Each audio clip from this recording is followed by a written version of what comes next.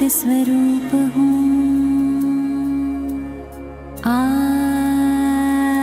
am peaceful soul. Om Shanti Om Shanti Om Shanti Om Shanti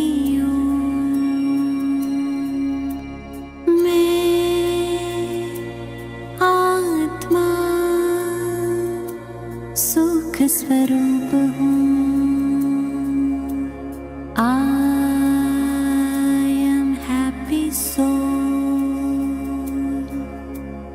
Om Shanti Om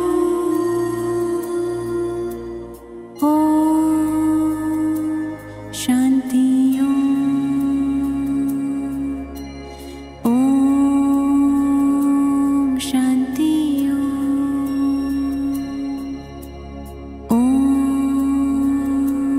Shanti मैं आत्मा प्रेम स्वरूप हूँ। I am loveful soul. Om Shanti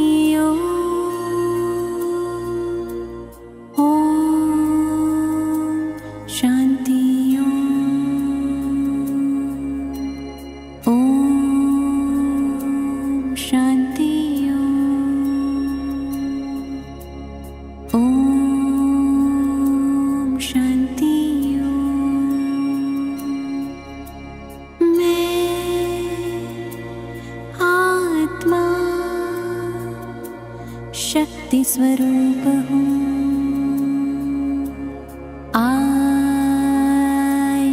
Powerful soul. Om Shanti Om Shanti Om Shanti Om Shanti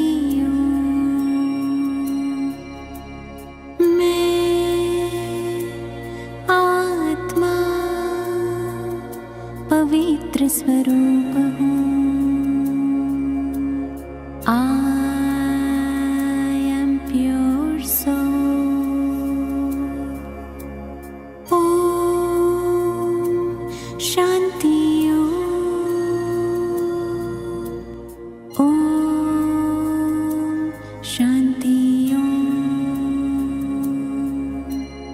Om Shanti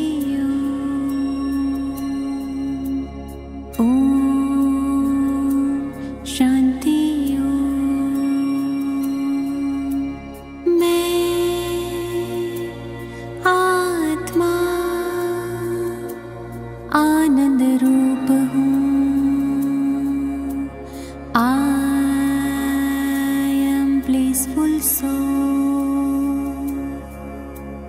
Om Shanti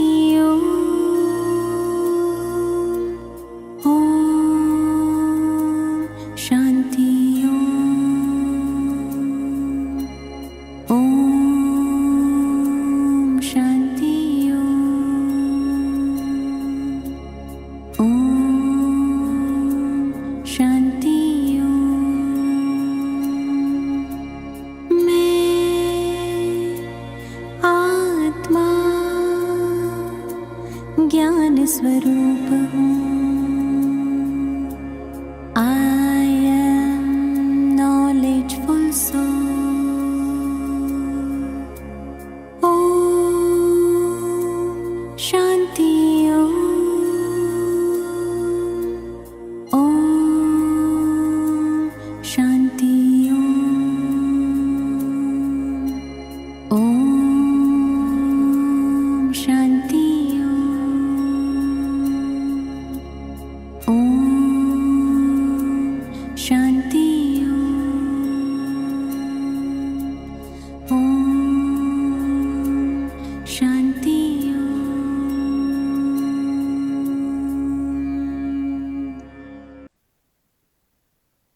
Om Shanti. I'd really like to thank Hansaben. I can't see she's here, but Hansaben, so much for having me, and thank you for your lovely introduction. And really special to come to Sacramento and meet all of Baba's lovely family. And I'm amazed to see Sister Uma here from New York. What a sweet surprise. And Sister Kiran and Shvetang and Kanishta are here, and Sister Santoshi from Fiji. So it's really lovely to meet everybody. And actually, I was just having dinner and I was talking to our sweet Sister Uma from New York. So I thought I might share just a few of my stories because Daddy G was the embodiment of love. And Daddy G held this whole organization in her attitude of love and belonging. She gave that feeling to absolutely everybody. And, you know, sometimes when there's huge organizations, they fragment into different groups. But I really felt that Daddy G's love and belonging has kept this whole organization together so beautifully. I'm going to wind back the story right back to Karachi because over the last few years I've been to Pakistan twice, which is the roots of our wonderful organization. It really moved me so deeply because I actually went to Pakistan to attend an interfaith conference. And I was taking leave from Daddy Janki, and Daddy was getting some toli for me. And she said to me, "Where are you going now?" And I said, "Pakistan." And Daddy was very lost in getting her toli. And suddenly she went, "Pakistan, take my soul with you." Because the feelings of the beginning of the yagya. And I went to Brahma Baba's home, and a magnificent home because Brahma Baba wasn't allowed to live with the Kumaris. The courts wouldn't allow that to happen. And Baba lived about 2.5 kilometers from Kunch Bhavan, where Mama lived with all the Kumaris. But I got an amazing feeling in Baba's home. And then we went to the port where they went to India and Clifton Beach, all the sort of significant spots. But I went to Kunch Bhavan, and Kunch Bhavan is a huge house. You can't imagine. And this is when they moved. There was some upheaval in Hyderabad, so they moved to Karachi. And as far as I am aware, Mama lived with about those 70 Kumaris. And when Baba left, it became a hotel. Then it became the Russian embassy. And then it became a school. But even though it's been many years, when I went in there, I felt so much love in that place. I was feeling how Shiv Baba, the ocean of love, came into Brahma Baba, the biggest river of love. And in a way, I often think of those two as the greatest love affair of the whole cycle. And really, Brahma Baba, I believe, never had one thought of renunciation. He just fell so deeply in love with Shiv Baba, so deeply in love. It just took him beyond the influence of everything. And I honestly believe this is the real method of Raja Yoga. The real Raja Yoga is to fall so deeply in love with Shiv Baba, with God, that it just takes you beyond your body consciousness and all your influences in that way. And I just feel somehow this whole wonderful story is that how Shiv Baba, the ocean, filled Brahma Baba, and then the daddies and this love. Our mission is just really sharing this love everywhere. And Daddy Ji was just such an embodiment of that love. And I remember also Daddy Janki once we were in a meeting, and I can't remember what the meeting was, but Daddy just stopped and she gave drishti to everybody. And I felt her eyes were like little light bulbs just radiating love. And the whole, when you like that, just like Daddy, the whole atmosphere changes. It just touches everyone's hearts. And I remember what she said. She said, it's love that makes me move. It's love that makes me tireless. It's love that's taken me beyond all limits. Body consciousness is all about limiting myself. I'm not this, I can't do this. And she said, it's love that's taken me beyond all obstacles. Learn how to draw true love from Baba. And I really think that the real Raja Yoga is this pathway of love. I just feel that's the easy Raja Yoga. Who likes the easy Raja Yoga? Can I ask? Wow, unanimous. The easy Raja Yoga is the path of love in this way. And I've observed myself over the years because I think a lot of this life is you gently observe yourself. And I observe when my heart is full of love, I feel so easy, so relaxed, so calm. And I'm definitely more generous and compassionate to others around me. But if the heart lacks love, the first need in life is love. The first desire is love. If that desire is not satisfied, all these other desires begin to emerge. And that's when we desire others to recognize me. We desire others to praise me. We desire roles. And, the limited desires come out when that first need to have the heart filled with so much love. And, I often have a thought that this is the only time in eternity we can know the love of Shiv Baba. This is the only time we can taste this purest quality of love. The only time I can taste it. And you know how in the Gita it says, out of millions, only a few recognize me. And out of those few, only a handful understand me as I truly am. I often think, we've all recognized Baba, but have I really recognized the quality of this love and how embedded in that love is maximum spiritual power? We all have sanskaras, we all have problems, we all have issues to face. Where do I get the strength? Where do I get that deep, deep willpower or determination not to return to my negative thinking and my old fears and my self-doubt?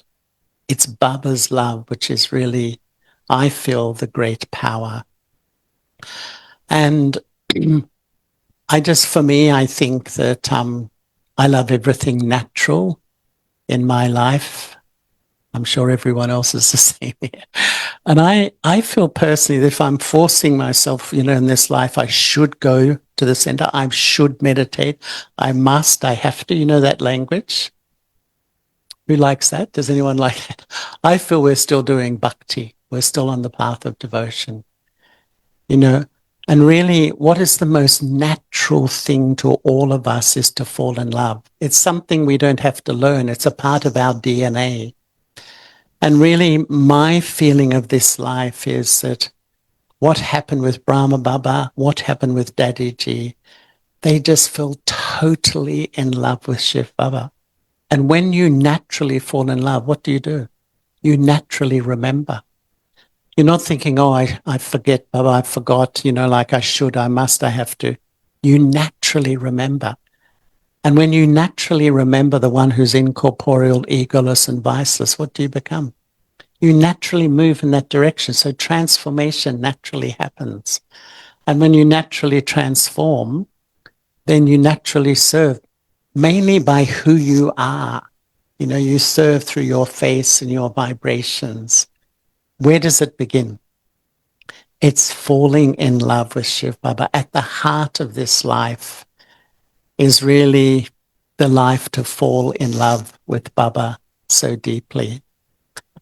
And really, I had so many experiences of Baba's love. And one of them was with our Daddy G. It is her day today.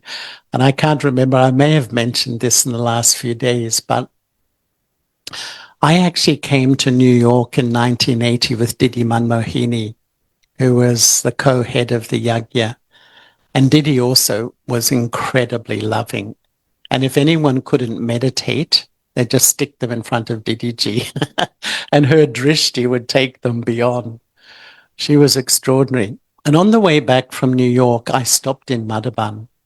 And one morning in the meditation hall, Daddy Prakashmani, she was reading the Moli. And if you've ever been in Daddy Ji's Moli, it was very entertaining. And all the daddies had come from around India. And there wasn't a scheduled meeting with Baba. They had come for a meeting. So she kept reading a few lines and she said, look, all of Baba's lovely children are here. Baba should come and meet you. And then she'd read a few more lines. And at the end of the Murli, she just said, Gulzar, come, go to Baba. This is like straight after Murli. It's like 7:30 in the morning. And Daddy Gulzar, if you know her, is just so humble. I don't think I've ever met a more humble human being. And so she came up the front and she went into trance and Baba came just spontaneously. But Baba said, I haven't come to speak the Murli. I've come to fulfill the love of the children. And each one of them came up into Avyak Bapdada's lap. I was sitting right in front for 2 hours watching. And they all came and lay across Baba's lap. And Baba stroked them and patted them and hugged them. And you know, as I was watching, I just thought, how did these souls become great? Because Baba filled them with so much love that they didn't have a pull to the world, pull to body consciousness. They were just pulled by that love. And to me, that's really what the true Raja Yoga is about. It's really learning that no soul is as lovable as Shiv Baba. You know, Baba is so attractive in that way. And I remember even a few times in the early days when we had personal meetings, how Baba knows he's like the supreme surgeon. He would massage sorrow out of the hearts of souls, you know, because we all come to Baba with many stories, don't we? Life has been very challenging. And I remember once Baba was taking leave and it was in the meditation hall. So he'd met and it was late at night. And then when they begin to feed org, and when they feed, after they feed Borg, then Baba takes leave and he used to give drishti to everyone before he would go. Sister sitting absolutely in the back corner of the meditation hall. And Baba picked up a feeling that she wasn't happy. And Baba called her from the back. And it was like I just watched the supreme surgeon do a surgery, you know, like it was incredible. Baba gave her so much love. It was like he pulled a thorn out of her heart. You know, something was hurting. Something was giving her sorrow. And Baba's love, his attention, his blessings, and it was amazing. You know how people's faces change? Her whole face changed in front. You know, from that long, heavy, just light came into her face. It was the most amazing thing to see. And this is, I think, you know, to get to know the personality of this Baba and to taste his love, because it's a huge power in life. And one other time there was a brother who came and for some reason, I don't know why, he wouldn't smile. And the whole time in Madhaban, he was, you know, I don't know what I looked like when I said that. He had this long face and everyone knew. And so when he went and sat in front of Baba, the whole hall's watching, you know, what's going to happen. And it was amazing because Baba started to speak to him, praise him. His face didn't change, a little bit more. And Baba would not give up. It was so good to see. And finally, a big smile came on his face, and everyone was. But it was what. But what was so beautiful was that Baba had such compassion for that soul, and the way he just knew that he had been through something in his life that had damaged him, and Baba, that love just opened the door, so deeply. Sometimes I think, what is meditation? When we teach it to people outside, it's a very technical description. But to me, in a way, meditation is allowing myself to be completely loved by Baba. Observe yourself. If you, the Bindi, just live stream God's purity, the ocean of love into your being, watch how the whole inner world just cools down, calms down, and you feel full. You feel you have what you need. And so to me, meditation is allowing myself to be loved by Baba. What is knowledge? Observing, where do I block that love? If I've found the love I've looked for half a cycle, we are the souls who've searched. I feel we've had a memory in the back of our mind of this pure love, this perfect relationship. It's sitting here.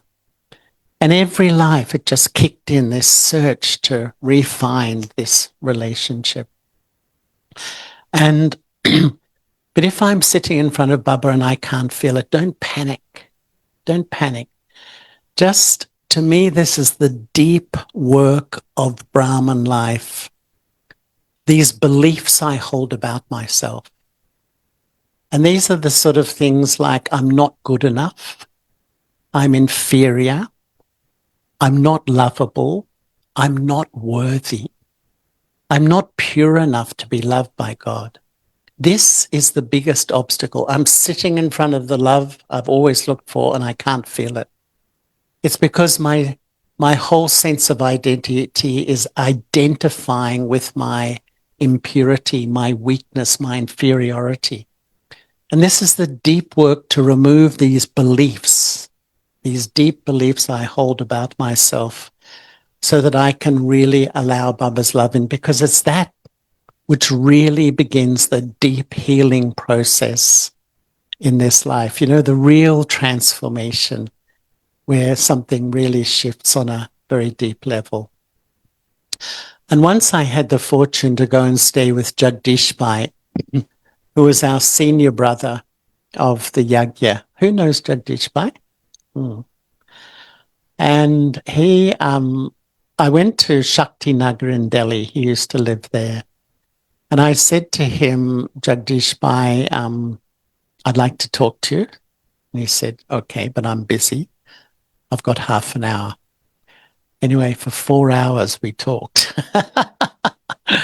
And it was a conversation I'll never forget. He was very frank. He was very open. But one thing he said, which has always remained with me, and I do share sometimes, he said, the cycle is a love story. And the golden age is like a world of love. And this is why we are so idealistic about what love and relationship should really be, because it's programmed here. And in this life, when it's not like that, we doubt ourselves. Why are my relationships like this when they should be? The memory tells me I can be a lot better. And what he said was that when we come to the copper age, it's not that we stop loving, we just love the wrong things. So when I love my body, it becomes ego. When I love the bodies of others, it becomes lust and attachment. When I love material things, it becomes greed. In a way, all the vices are a misdirected love, polluted love, perverted love, love gone in the wrong direction. And what Baba is doing now is that he's giving us this extraordinary education as to how to love accurately. And you know how Baba has the way of saying a one-liner which just absolutely hits you. Just it's simple, but it's so deep. And once Baba said, true love is to love that which always exists. True love is to love that which always exists. And what always exists? Souls and Baba.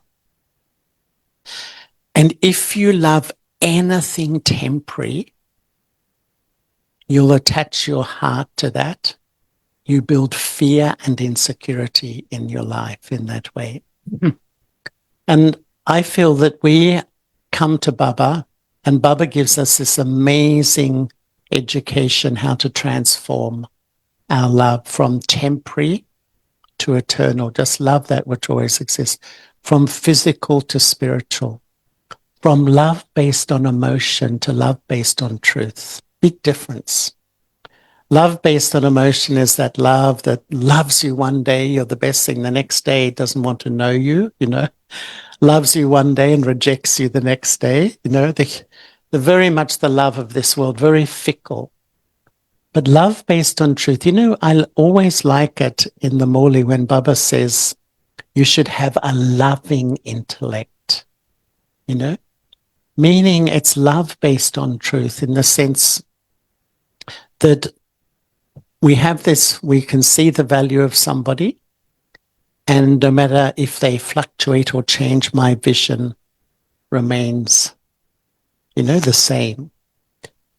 So that's a constant love, and it really is so supportive.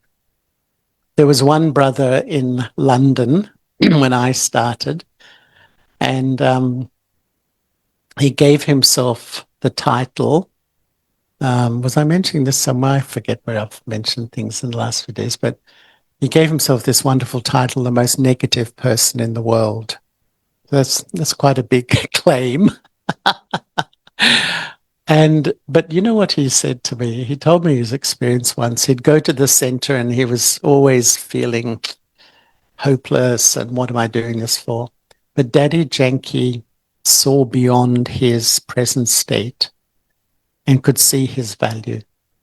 This is like a love based on truth, loving intellect. And no matter how much he fluctuated, no matter how many moods he went through, she kept seeing that person, his true self. And he said to me, it was her faith in him, her drishti that helped him come out of that feeling. And so this incredible education Baba is giving us. And sometimes I feel, what is this life? In a way, all this life is just loving the right things. Loving the right things. When your love is accurate, automatically there will be deep transformation. And even loving Baba as a soul, because that's a big change for all of us, because all our relationships have been through our sense organs. We see each other, we hear it, we communicate. But to have a relationship, a real relationship with one that doesn't have a body, it's like a whole new education for all of us. And I heard this story that in 1968, Baba had a seminar on remembrance in the History Hall in Pandav Bhavan. And he was asking them all how much they remember Baba. And all the daddies were there. And when it came to Daddy Prakashmani, Baba said, Daddy, how much do you remember Baba? And Daddy said, 1 hour a day. This was 1 year before she became the head of the yagya. Baba praised her for her honesty, because Daddy was really honest, incredibly honest. But in a way, I think sometimes I feel there's two types of love. There's a sort of a devotional style love, an indirect love, which is a love based on a belief. And often I'm just in love with the idea of who Baba is. And the second one is a direct love, which is like a spiritual love, which is the love of a yogi, where I really become the bodiless soul and I learn how to absorb myself in Shiv Baba. And I really feel that this is where, we all want to go, why we all come here. But what holds us back? Why is it sometimes that in my heart I want that really deep, real relationship with Shiv Baba? Because when that connection is strong, you know how you feel so empowered, your self-respect rises. You feel you really are the person you want to be. But sometimes we just feel a little bit distant from that experience. Because I think, on the one hand, I do love Baba a lot. But on the other hand, I sustain dependent relationships. And what happens is that, when I remember Baba, I feel light. But when I get caught up in thinking about the family, thinking about people, thinking about their behavior, analyzing them, processing them, it's like I'm having yoga with their bodily beings, and I give power back to my impurity. I strengthen my body consciousness. I've come here to become pure. And yet, because I react to people, I feel hurt by people, I keep thinking about them, and that just gives power back to my old story. So I sometimes think I'm a Brahmin. I practice everything. I follow principles. I do service. I do everything, but I feel a bit stuck because, in a sense, I keep going back and giving strength to those old sanskaras. And it's why what I've observed in Dadiji, and once we asked her, why did Baba make you the main instrument of the yajna? And, in 1969, straight away she said, because I had all relationships with Baba from the beginning. And when you have all relationships with Baba, it's like if you remember the one who's incorporeal, egoless, and viceless, as I was saying, it's automatically you move that in that direction. But if you keep going back to the bodily beings, then that holds me back, so we don't really feel we're moving forward as we really should. And I often feel that when I have all relationships with Baba, I win Baba's trust because Baba knows that he's the main influence on me. Wherever he puts me, he knows that he's the main influence. I'm not going to be influenced by opinions and situations and vibrations. Baba is the main influence on the soul. And I've seen that really of all the main instruments, even whatever their sanskaras may be, they've all got this sanskara, which I think wins Baba's hearts, that we have been in families for an entire cycle. Every birth, we're in a family we've all been fathers, mothers, brothers, sisters. We've done it all. Do you feel that? Do you feel you've played every part? This is the only time I can really know Baba deeply, really deeply.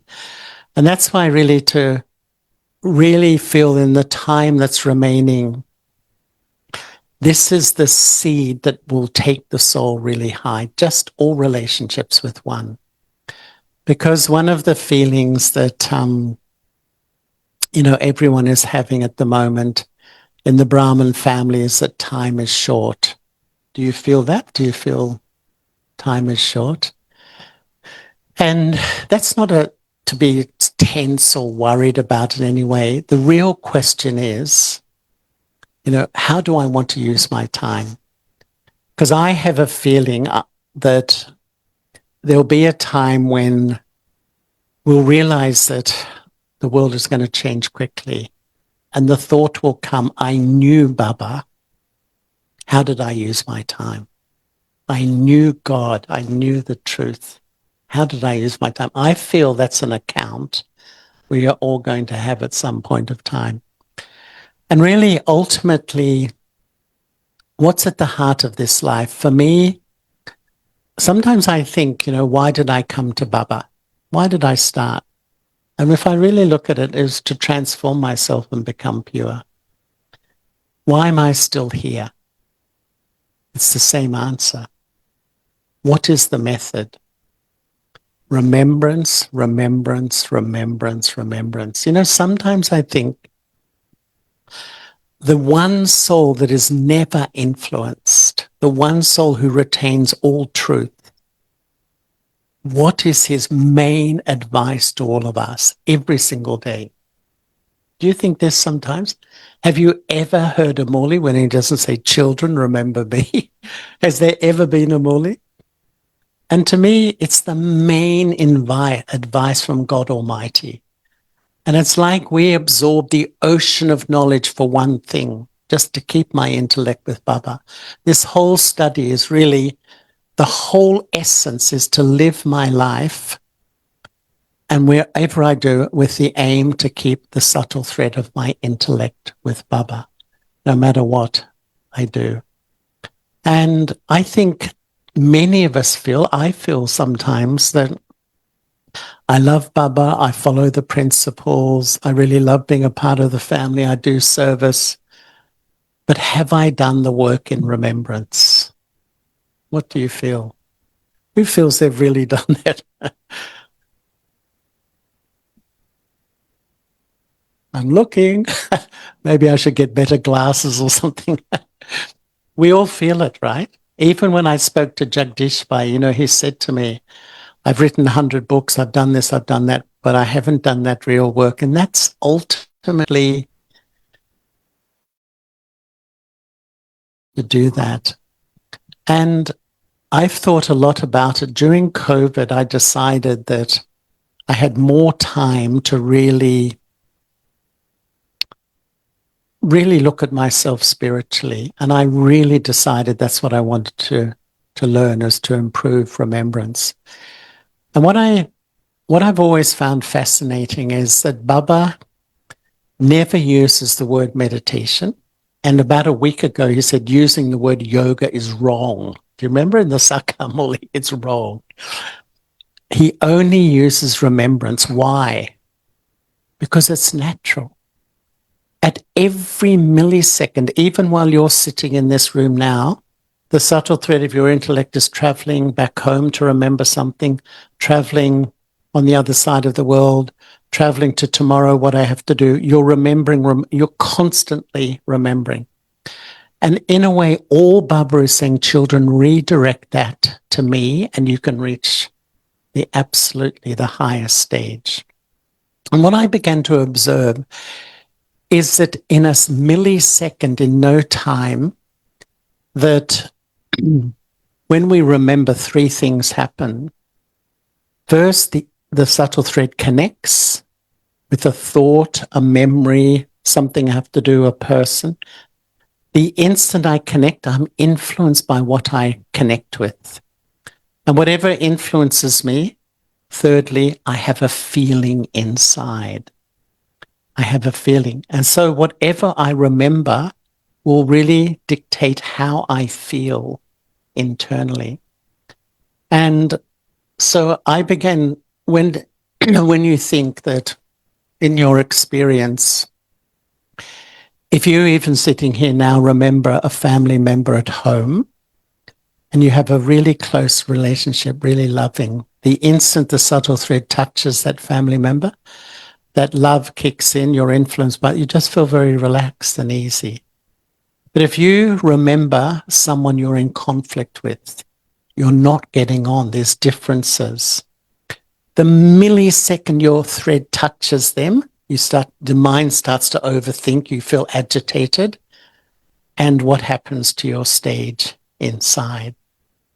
And in a way, this whole study, the whole of this life boils down to really focusing or paying attention to what I remember. Because sometimes the account is so strong. I know, you know how sometimes we know if I remember a situation, a past memory, or a person, it makes me miserable. It'll make me unhappy, but I haven't got the power to stop. You know how sometimes the mind starts to think? And I know when I go down in that place, it's a dark place and it will make me miserable, but I haven't got the power to stop. And I think that, this is, to me, the effort of Brahma Baba in a way, that he paid so much attention to what he was remembering. And I sort of feel that in a way, when I remember Shiv Baba, what am I doing? The subtle thread is connecting with the purest vibrations, the purest love, truth. And it's like I'm influenced by that, and I live stream Baba's vibes into my mind. That's almost, once I do that, I feel sustained. That's my experience. I feel completely full, you know, and I feel that when you live stream those highest vibrations, it sustains me. It sustains the atmosphere around me. And it sustains the people who are close to me too. It's almost like your mind's like a perfume coloring the atmosphere. When I'm under the influence of Baba, the perfume of love and closeness just colors the atmosphere. That was Dadiji. Her mind was like a perfume that uplifted absolutely everybody. But if my mind is constantly caught up in people, I'm just constantly thinking, analyzing, processing, questioning people, their behavior, the situations, then it's like that's where the subtle thread of my yoga is going, the remembrance. So low vibration in my mind. So I feel I'm a Brahmin, but I don't feel that great. I'm not really that happy because I'm remembering these things. And if I remember my past and I dwell on my memories and my mistakes or things that have happened, lowest vibration. And that's why this study is really to keep the subtle thread of my intellect with the ocean of love. And I love that word, I live stream that vibration into the core of my being. And I feel there's 3 laws of remembrance. The first law is pay attention to what I remember. To me, this is what spiritual effort is. And to me, what Brahma Baba really did, I just feel that he was so lovingly attentive that whenever that subtle thread just went in the wrong direction, you tweak it, you bring it back. And it's just paying attention. And this is what I was trying to do. When I know when my mind steps out of the area I want to really connect with, bring it back. This is attention. After a while, it becomes more natural. So the first law is pay attention to what I remember. The second law, whatever I remember will influence me. It's like I come under a subtle shadow of another person's influence. It's like a subtle karma. The more I think about another person or situation, I almost build a karmic story with that person. And thirdly, whatever I am influenced by, that's my stage fundamentally. Whatever the subtle thread connects to, I'm influenced by that. I live stream it back. That's how I feel inside. And I think if you try it, if I'm not feeling that happy, if I'm not feeling that good, there's only one question to ask myself. What have I been remembering? What have I plugged my thinking into? And you'll notice when you dwell on a problem, dwell on a mistake, dwell on a bad behavior, watch where your stage goes. And this is our study, to live in this world. And look at our world. I mean, look at our world. It's a crazy world, isn't it? And really getting crazier by the minute. And yet Baba gives us this, children, just keep the subtle thread. And that's our journey in that way. And I remember one thing that really inspired me, which I often mention, is when Baba was meeting Daddy Nirmala Shanta, who's his Lokik daughter as well. Who's met Daddy Nirmala Shanta? She was so lovely. You know, she had such a sweetness. Just when you stand in front, you'll just smile. There's just such a sweet fragrance from her. And Baba gave her drishti, and Baba was giving her drishti, and Baba said, "You're busy, aren't you?" She nodded, "Yes, Baba." Baba gave her more drishti. And then Baba said, "You're very busy, aren't you?" She said, "Yes, Baba." And then Baba said something which I loved. He said, "Many drops make an ocean. Many drops of remembrance throughout a day make an ocean of remembrance." And in a way, that's the life of a karma yogi, that we're all busy. We all have to focus on things. And what I began to do is really practice to collect the drops.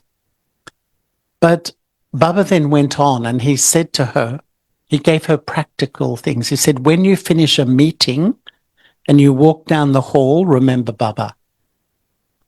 When you go to get a glass of water, remember Baba. You know those little moments throughout the day, remember Baba. And so I began to practice that. And what I noticed is that, you know, when you meet somebody, when you walk away, generally you start to process what they said or how you felt. So we spend all our spare time when I could be going there, processing life, analyzing my feelings, analyzing a situation. You know, this is the habit of the intellect. And really, sometimes even Baba says, make remembrance a habit. So if I really create this sanskara, you know, in psychology, they say, do something 20 times, it becomes a habit. Personally, I think if you do this 2 million times, it'll become your habit. You know? Go to Baba, rather than this incessant analysis. We do have to process things, but we can do it quickly. Because when we collect those drops, we feel strong. We start to take back our sense of spiritual power and take back my sense of self-respect. Because Daddyji, you know, and I'll finish after I say this, and if anyone wants to ask or ask a question, you're most welcome. You know, when Brahma Baba left his body, he summarized his 32 years of efforts in those famous 3 words: incorporeal, egoless, and viceless. But when Daddyji left her body, I was there. All the Borg messages, mainly through Daddy Gulzar, the same thing came up again. The Daddy's formula that took her to where she was self-respect and respect. Daddyji lived in complete self-respect and gave respect to everybody. And I remember once Baba said, you know, when you live in self-respect, you can respect everyone. When you have your self-respect, you will be humble. Actually, she was so humble. You know, what is the sign of someone who lives in a sense of self-value and dignity? They're always humble. And when you have self-respect, you will be loving and everyone will love you. This is what Baba said. And really, that was her formula that took her forward. And I really love it because we're all unique. We're all on the journey, but we all have different specialties. But Daddyji just lived in so much self-respect. I even remember once I saw someone being incredibly rude to her. And I could just see it. She did not absorb 1 ounce of it. She didn't absorb it. Our habit, isn't it, to absorb disrespect or insult? When I could see. It just went straight past. She was really a great soul. And I didn't know I was sharing this in Los Angeles, but I once went with a little film crew and we went around the world, made this little film called Women of Spirit. And it was about Daddy Jenki and Daddy G. And we interviewed a man who was the Under-Secretary General of the United Nations for Political Affairs, who was a good friend of the Brahma Kumaris, Dr. James Jonah. Beautiful man. So he was dealing with all the world leaders, the presidents of all the countries, on behalf of the Secretary General. So I interviewed him and I asked him, who's the most impressive leader you've ever met? He said, Daddy Prakashmani. And he really, because he said she is a total example She walks her talk 100%. And he said, none of the leaders I've met do that. She was a very powerful soul. And so that's why, you know, some of you haven't met her, but really her good wishes for everybody, her respect for everybody, her love for everybody, her care, her care, genuine care for everybody was extraordinary, really extraordinary. So I'm going to put a full stop to myself. And I don't know if anyone would like to ask something. Please feel free. We're just a little family chit chat tonight. Yes, please. I think everyone can hear there. My name is Jit Barel. Charlie, it's a very nice. And your message summarized in one word is remembrance. And I would like to focus on that. So this time we have everything but the remembrance, right? Like we're constantly disturbed by social medias or TV or books or work or something. So how would you make a practice to think about, or remembrance about?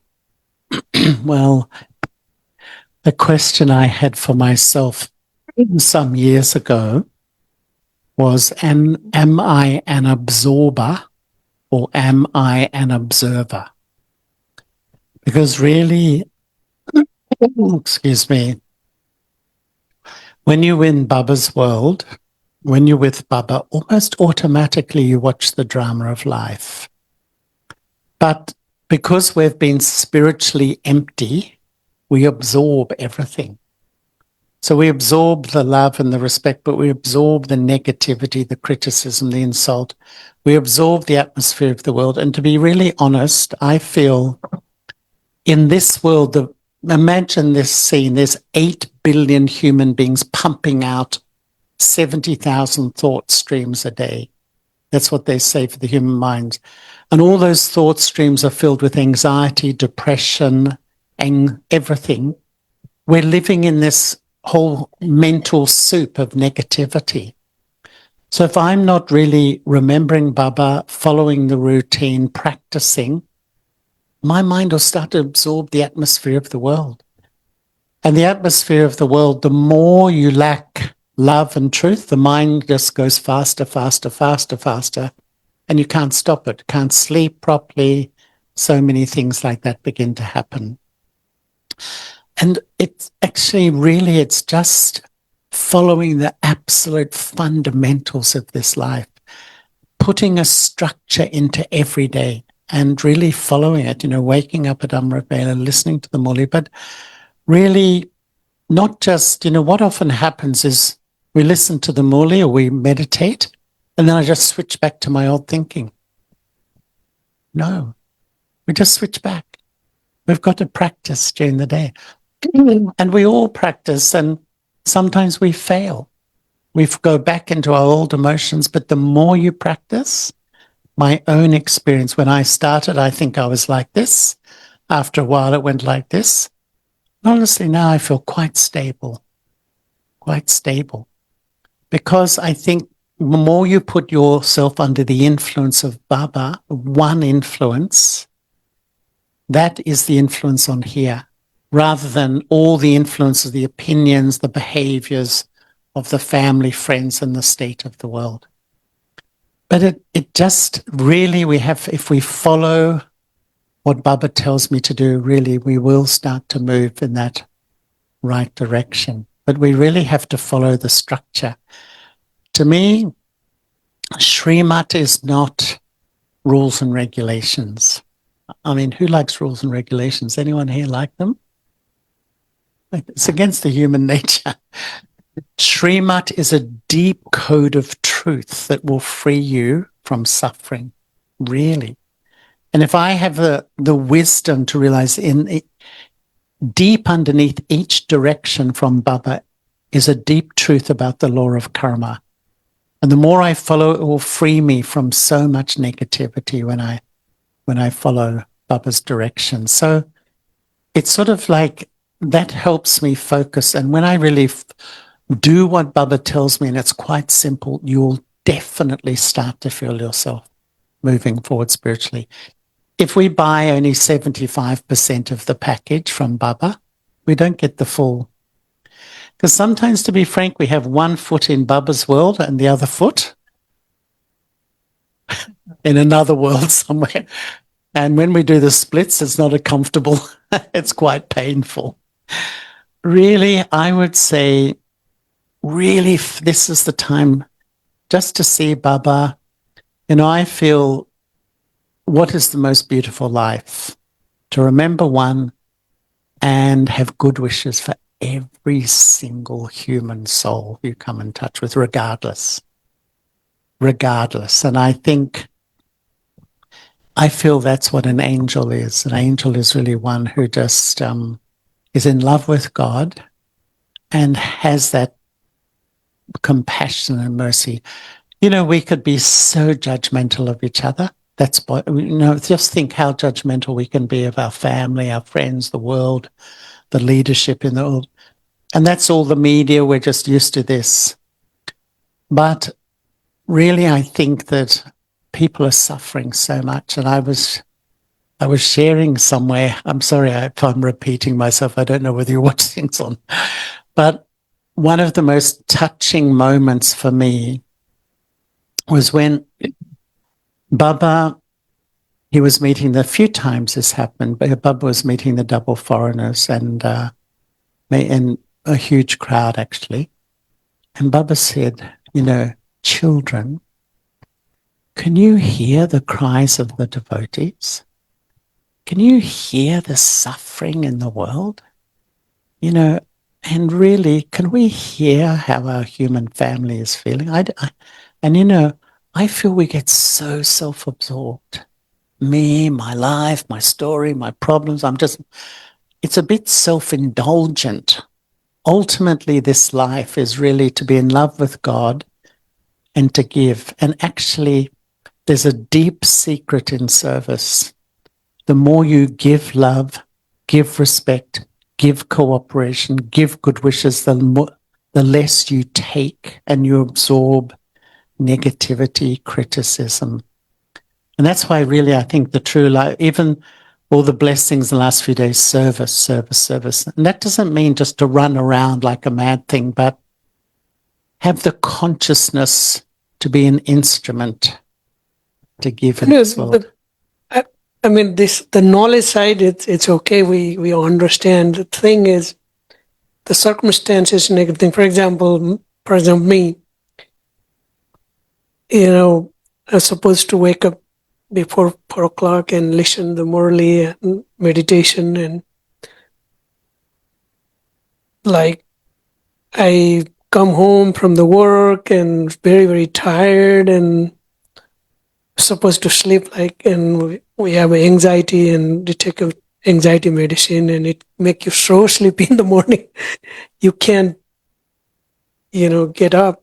It's like, end of the day, it becomes like, you know, you're one of the to-do list kind of thing. So my question to you was, it's not, I don't know about it, but how you overcome this and then focus on this one thing that is remembrance to Baba. You know what I'm saying?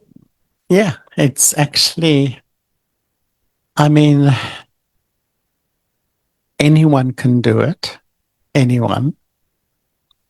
It's just that sometimes I think, you know, I found Baba. You're a Brahmin. There's no greater fortune in life. And if I follow that fortune, it cancels out all the petty problems. But often we focus on the little misfortunes of life, all the problems, all the difficulties, and that cancels out the wonder of finding Baba in a way. Because we just, really, if you just make a decision in your life just not to let your mind just chronically go to what I have to do, what's happened, what's this shouldn't happen, and really just give yourself time and follow Baba's. I will guarantee it will start to shift you and you'll feel less anxious, etc. Because we get into a cycle and it's like starting a new cycle. Really try it. It's a really difficult world. What you just described is the state of most people, feeling in this cycle of anxiety and worry. But we say we know the knowledge, but do we really apply it and experience it? Because once in 1985, Baba got us to do the course again. Baba told all of us to do the course again. You know what he said? You know the knowledge, you believe the knowledge, you teach the knowledge, but you don't experience the knowledge. And this is what this life is about, converting what I know into what I feel. And that's the quest, I think. That's when knowledge is power. Otherwise, we're like a bucket. We know it, we preach it, We can be, it's easy to be a Brahman bucket, a devotee. It's very easy. But to really apply it and live it, and that's when you get all the benefits.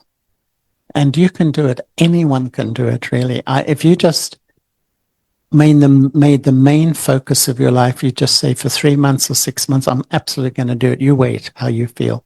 And once you get into the groove, it's like fitness. Once you start, it's painful. But once you get fit, you're away. You're okay. Yes.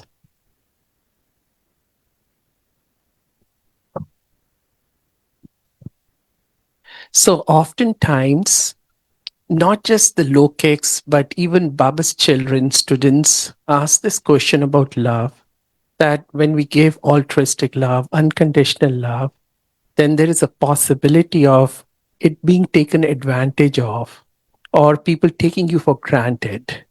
So just wondering what your response would be to that question. The thing, sometimes this question comes around humility as well, that, if you're too sweet and gentle, but it doesn't mean that you can't be strong and have boundaries and things like that too. But I feel we should always do everything in a gentle way, a soft way, because the beauty of life is to be loving, the highest experience. Because if you hear Daddy G and Daddy Janki, both of them used to say that when you that in their lives are full of blessings, because when you give love and respect genuine, what do you get back? 98%. And that gives you so much enthusiasm, so much spiritual power. So I think it's more a Lokik love. That context you talked about can be like that.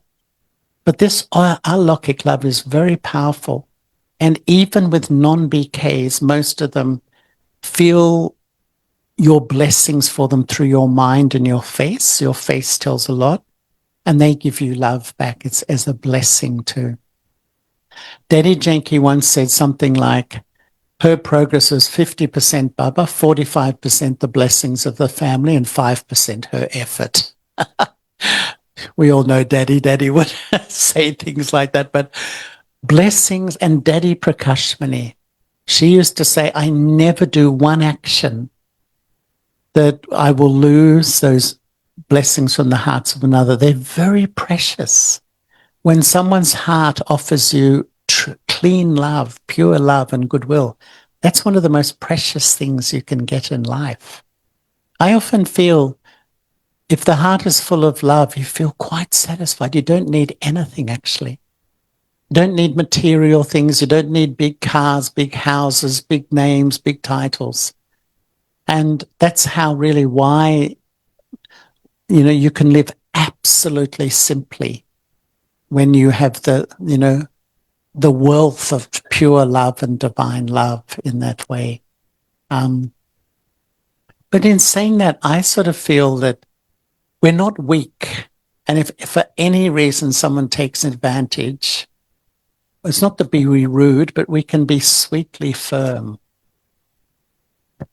respectfully firm. Anyway. Oh, continue. I thought you were coming to wind us up. Yeah. I don't know whether anyone else has a question, or shall we? Yeah, you mentioned, brother, that your stage, it took some time for you to bring yourself to that stage of stability. You were like fluctuating and then you reached to that stage of stability.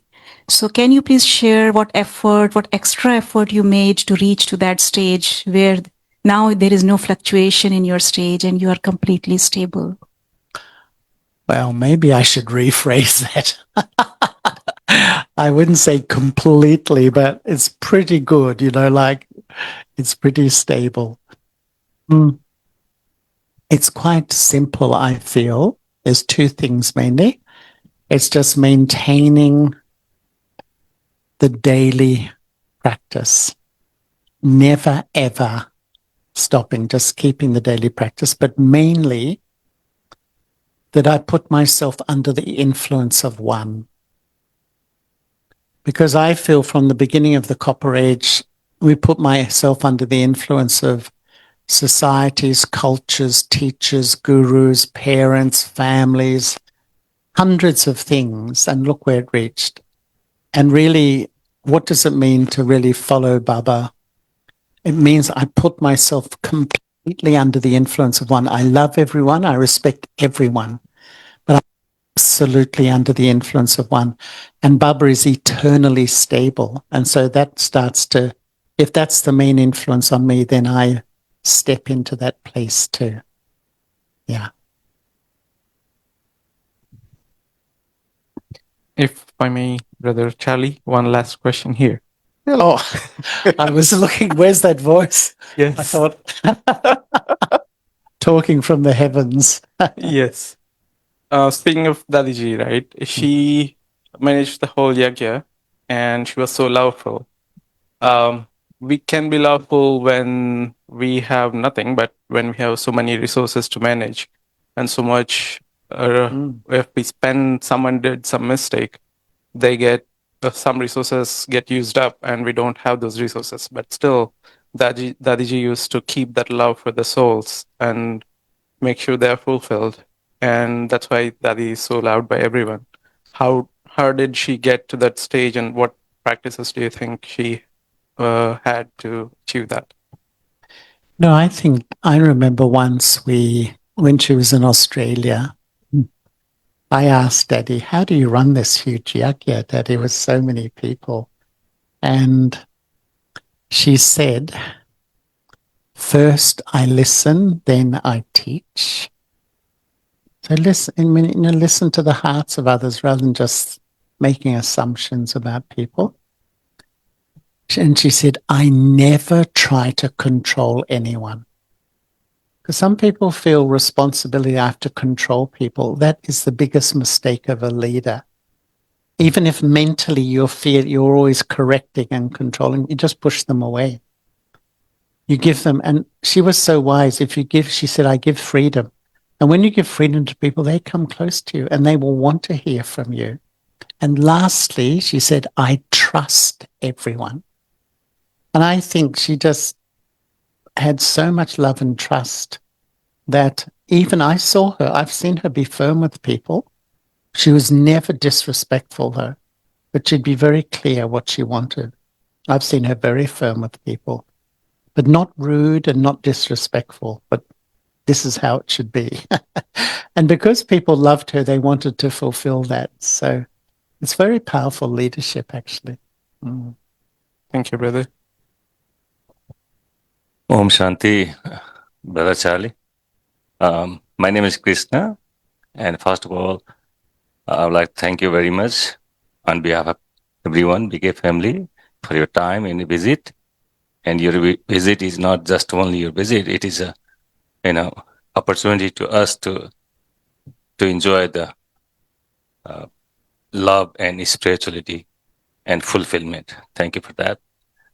And I just want to share on my thoughts that, as I mentioned, my name is Krishna, and it was given by my dadiji, my grandma, and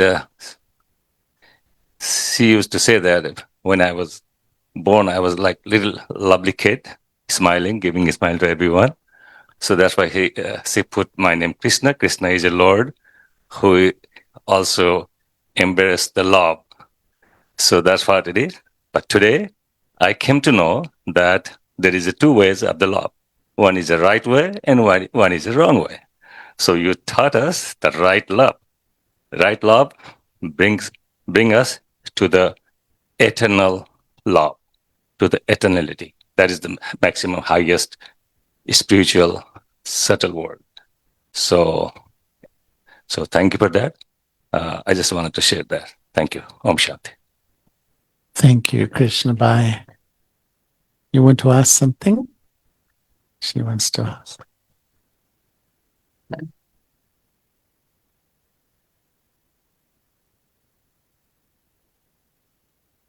Om Shanti, brother. I have a very just a question for understanding. What do you think, or what do you describe is the difference between spiritualism and religion? Because I'm a relatively new member here. I'm a Sikh, and I have always believed in Sikhism. And but I was drawn to Brahma Kumaris through, I had some certain situations in life, and I started listening to it on. Nobody sent me here, or nobody suggested. So I just looked at the Brahma Kumari Shivani's teachings, and I was so influenced by it. So I came here, and I'm being pulled more and more into this. And one interesting thing arisen from this is that because I'm getting gyan here, I understand my own Religion. scriptures better. Things that have been taught to me and I didn't make sense, that is making sense. The only thing I feel guilty, and I don't know if I should or not, that I feel more like I belong here than being a Sikh. But I don't want to leave that. So am I doing it right, or is there anything? Because I talked to my mom and she's like, our Sikhism allows religious tolerance. You can practice whatever you want. But I just wanted to make sure, am I on the right path, or am I divided, doing splits here? No, you're doing wonderfully well. No, really, I think so, because, I think what I feel is there's many differences between religion and spirituality, but to me, religion's about knowing and believing. Spirituality is knowing, believing, and experiencing. And that's the key, actually. And if you were to ask so many of us here who've perhaps come from a Christian background or a Muslim background, or I lived in all those communities, including the Sikh community before I became a BK. I loved them all. But my question was always, how do you experience? Just all the theory and the belief. And there's a little bit of experience sometimes. And don't feel guilty though. I think just you have to follow your heart. In the Brahma Kumaris, we have people of all religious backgrounds. And in Sydney at one point, in our main center, there was 7 sisters living, and there was 2 from a Hindu background, 2 Christian, 1 Muslim, 1 Buddhist, and 1 Jewish. So we represented all the main religions, and Sikhs come to the centers too. I really love it because actually we're souls. The soul has no religion. And sometimes just the identification, like you think in this life, we are so programmed, if I'm a male or a female, or my religion, or my culture, or, but they're all temporary. All of them are temporary. And when you're a soul conscious, it's like you go back into your true place, and your true religion is peace in that way. So, but be patient with yourself. Just let it move naturally. we had one sister in Australia who was a very strong Catholic. And, you know, she used to come to the morning muli and go straight to Mass every day for 1 year. For 1 year. And she just said I had to do that because it was just drilled into me from a child that if you leave your religion or change it, you're going to the devil, sort of thing. You know?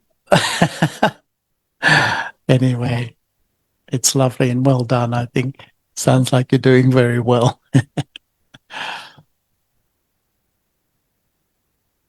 So we'll offer Borg, Hansabin. Yes.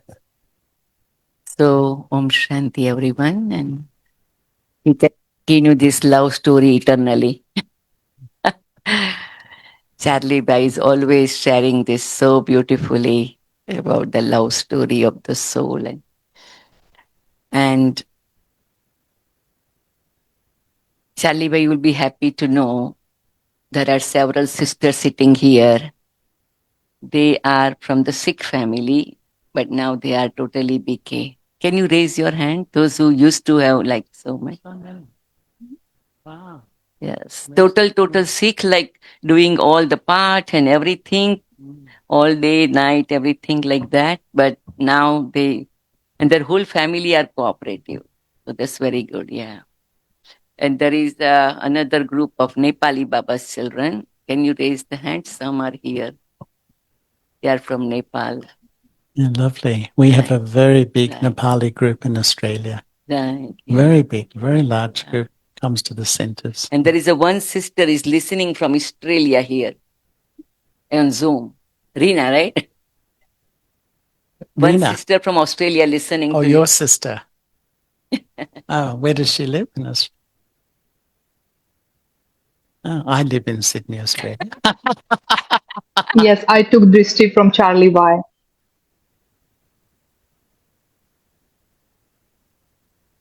Those who are on Zoom, if you can turn on your video or audio, want to say hello to brother.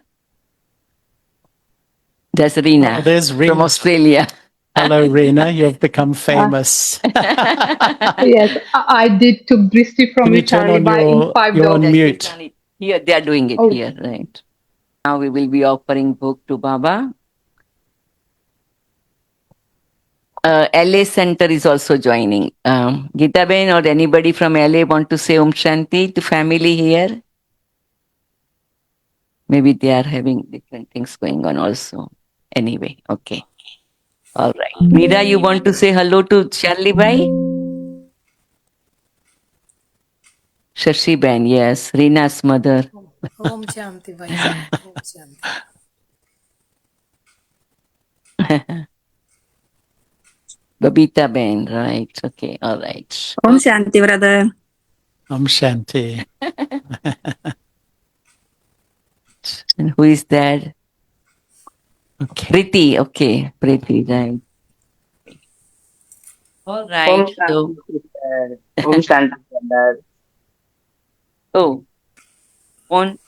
Okay, right. Very good. Om Shanti. Om Shanti Bhai ji. Om Shanti.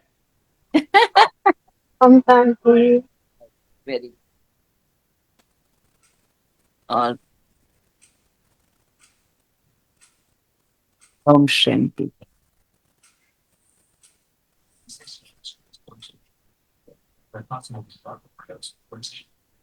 So we'll go to Baba.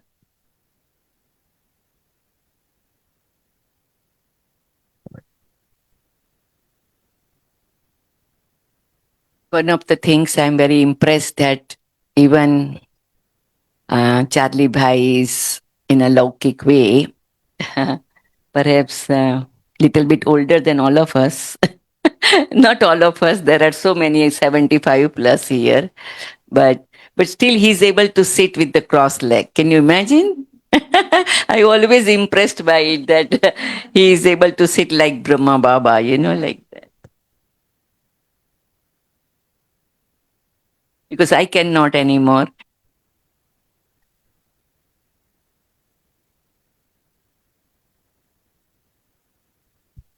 Sorry, we all are welcoming our sweet sister Kiran Ben. Can we all wave the hand? So she has traveled from Eugene to be with us to enjoy Charlie Bai's company and Shivani Ben's company. So we are happy to have her.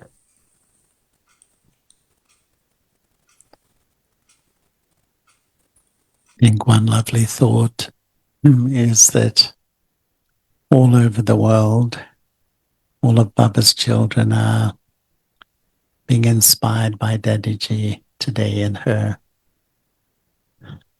remarkable qualities. We don't worship her but we just have that love for, she's a wonderful example of what really a true Raj Yogi is like. So I just want to thank Hansaben for having me. It's been lovely to be here. I'm going back to San Francisco, and tomorrow night I'm flying back to Sydney. So, and lovely to meet everyone. Thank you for having me. Thank you for having me.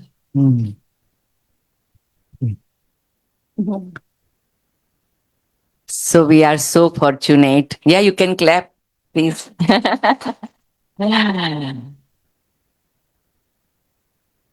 We are so fortunate that Baba and Rama sent Charlie Bhai on day of Dadiji.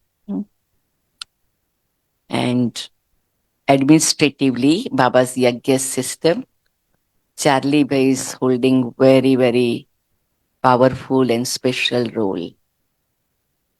Dadi Janki used to say, Charlie Bhai, Ken Bhai, Mike George Bhai, Neville Bhai, they all are like outside India's Nirbar Bhai, Ramesh Bhai, Brijmon Bhai, Jagdish Bhai kind of. Like these main four brothers helped all the dadis for the expansion of Baba's work and taking care of all the administrative, legal aspects and everything. The same way, Charlie Bhai is one of very powerful pillar of the Yagya for Baba's work outside India, and he travels when he goes to India also. I don't know how many countries he has traveled, but everywhere he has hoisted Baba's flag in everyone's heart. And right now, he was like very, very, we lovingly said right hand to Dr. Nirmala Didi. And now Nirmala Didi became Avyakt. So he is shouldering all the work of Australia, Fiji, New Zealand, and whole Asia with the team, but he's the main Baba special instrument. So according to Baba's Yagya's administrative system also is very powerful organizers and coordinators along with great yogi. And he is one of the very special soul that took birth with Dadi Janki in London, right? Spiritual birth, right? And Dadi Janki so many times share very beautiful stories of Charlie Bhai. So we can take so much time, but it's a very, very special soul. And I feel like he's like very, very good spiritual brother because we took Dhyan almost 1 or 2 years apart, right? 74, 75, something like that, right? So it is really very privileged to have him here with us. We have very little small gift for him because he is a person of heart. One sweet thing I can mention, our Dr. Nimila Didi, even still stays with us, but we said in physical way, so in Australia they said Dr. Nimila Didi is our father and Charlie Bai is our spiritual mother. So, because Dr. Nimila Didi is very disciplined according to her role, which required also.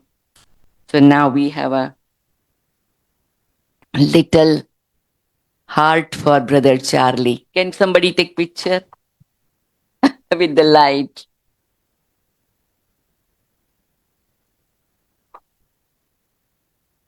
You stand there to have picture. Stand there to picture. Yeah, just yes, like that. Yes. Or maybe sit little bit. Yes, like that. Yes. And take the stay, right? Yes. Okay, all right. So we have to say Om Shanti now. Johnny Ben, you want to make any last comments?